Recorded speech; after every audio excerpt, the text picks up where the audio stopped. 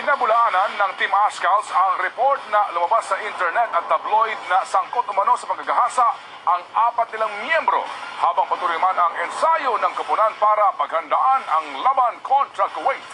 Nagpapatrol Dayan Castillejo.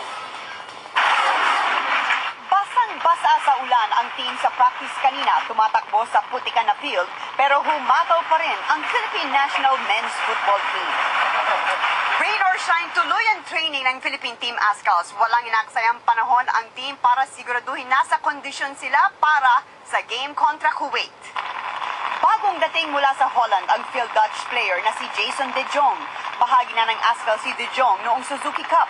Naging busy siya sa club team sa Indonesia. It's just good to see the other boys, so I'm happy. Patuloy na pinag-aaralan ng coach ang mga nakaraang game ng Kuwait para ihanda ang team. I think with the right tactics and with the right strategy, we can disturb them and get a good result.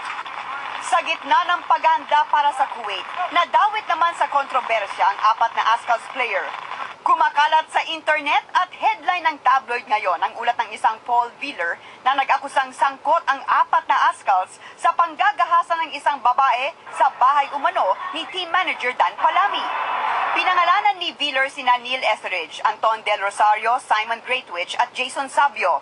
Itinanggi ng mga player ang report. They're all rumors. I mean, the management's trying to get down to the bottom of it, and we're all trying to figure out where it came from. These distractions aren't helping, but we've done nothing wrong, so hopefully we can get on with it together. It's important na may basihan tayo.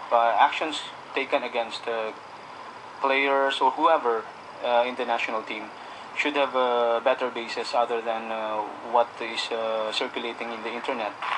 Hinihingi ng team ang patuloy na suporta ng mga Pinoy sa hinaharap nilang matinding challenge kontra Kuwait sa July 23, alas 7:30 ng gabi sa Kuwait o 12:30 ng hating gabi sa Maynila ang unang laban.